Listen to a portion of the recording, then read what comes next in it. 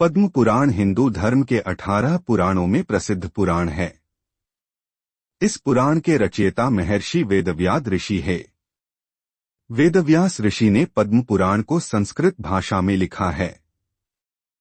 18 पुराणों की गिनती में पद्म पुराण दूसरे क्रम में है और यह पुराण में 55,000 श्लोक मिलते हैं और स्कंद पुराण में 81,000 श्लोक मिलते हैं। इसलिए श्लोक संख्या की दृष्टि से भी पद्म पुराण को दूसरा स्थान प्राप्त है। पद्म का अर्थ कमल पुष्प है, क्योंकि भगवान विष्णु की नाभि से कमल का पुष्प उत्पन्न हुआ और उसमें से भगवान ब्रह्मा जी प्रकट हुए और सृष्टि का निर्माण किया। ब्रह्मा जी ने कमल से प्रकट होते ही जी ज्ञान दिया, उसे ही पद्म पुराण कहते हैं। पद्म पुराण में भगवान श्री विष्णु की संपूर्ण महिमा का वर्णन मिलने के साथ भगवान श्री राम और श्री कृष्ण का चरित्र वर्णन मिलता है। इस पुराण में हिंदू धर्म के तीर्थों का महात्म्य, शालिग्राम तुल्य और तुलसी की विशेष महिमा का वर्णन मिलता है। पद्म पुराण महर्षि वेदव्यास द्वारा रचित एक वैष्णव पुराण है। इस पुराण में 7 खंड, 697 अध्याय और 55,000 श्लोक है। पद्म पुराण में भगवान विष्णु के अवतार वामन अवतार का आख्यान, तुलाधार की कथा, नंदी धेनु उपाख्यान इत्यादि आख्यानों और कथाओं द्वारा सत्य का वर्णन अच्छी तरह समझाया गया है। तुलाधार कथा में पतिव्रत धर्म का संपूर्ण वर्णन मिलता है। पद्म पुराण के खंड निम्नलिखित है। पद्म पुराण के खंड: सृष्टि खंड, भूमि खंड, स्वर्ग खंड, ब्रह्मा खंड, पाताल खंड, उत्तर खंड, क्रियायोगसार खंड। पद्म पुराण का आरंभ।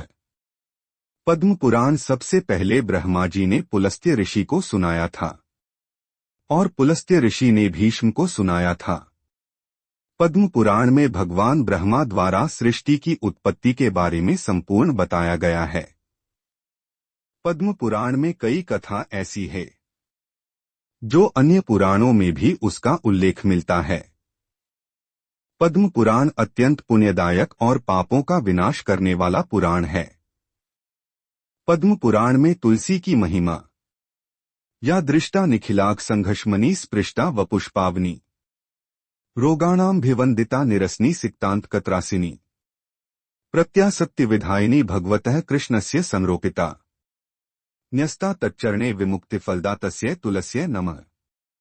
भावार्थ: जो दर्शन करने से सारे पाप का नाश कर देती है, स्पर्श करने पर शरीर को पवित्र कर देती है, प्रणाम करने पर रोगों का नाश करती है, जल से सींचने पर यमराज को भी भय पहुंचा देती है, आरोपित करने पर भगवान श्री कृष्ण के समीप ले जाती है और भगवान के चरणों में चढ़ाने पर मोक्ष रूपी फल देती है।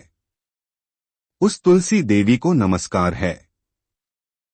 तुलसी की महिमा पद्म पुराण, ब्रह्मवैवर्त, स्कंद पुराण, भविष्य पुराण और गरुड़ पुराण में भी वर्णन मिलता है। पद्म पुराण के अनुसार हर दिन तुलसी की पूजा और दर्शन मात्र से समस्त पापों से मुक्ति मिलती है। इस पुराण में तुलसी को मोक्षदायक कहा गया है।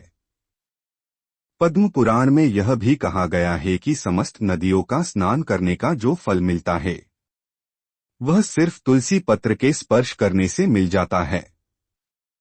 तुलसी की पूजा करने मात्र से सभी कर्मकांडों का पुण्य मिलता है। पद्म पुराण में क्या लिखा है?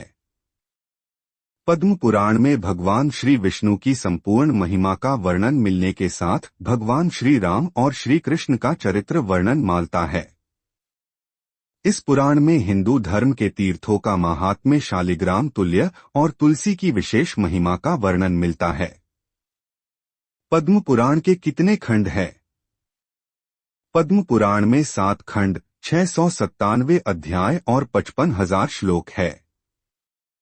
पद्म पुराण का दूसरा नाम क्या है?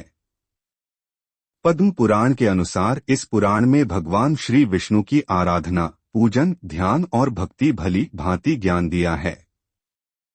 इसलिए पद्म पुराण मुख्य रूप से वैष्णव पुराण है। पद्म पुराण के उपाय। पद्म पुराण के मुताबिक शालिग्राम, तुलसी और शंख इन तीनों की एक साथ पूजा करने से भगवान श्री विष्णु प्रसन्न होते हैं, आपकी मनोकामना पूर्ण करते हैं। पद्म पुराण के मुताबिक दीपक, शिवलिंग, शालिग्राम, शंख, तुलसी, रुद्राक्ष, पुष्पमाला, जपमाला, यज्ञोपवीत यह सभी को बिना आसान दिए भूमि पर रखने से महान पाप होता है। न कुर्यात् शुष्कवैराणि विवादन न च पैशुनम न संवसित सूचकेन न क वै मर्माणि स्पृशेत। पद्म पुराण के मुताबिक बिना किसी कारण दुश्मनी न करें, किसी भी निंदा न करे, निंदा करने वाले मनुष्य से दूर रहे, किसी भी प्राणी को दुख न दे। अपने जीवन में यह 5 दूरी रखने से आने वाला दुख टाला जा सकता है।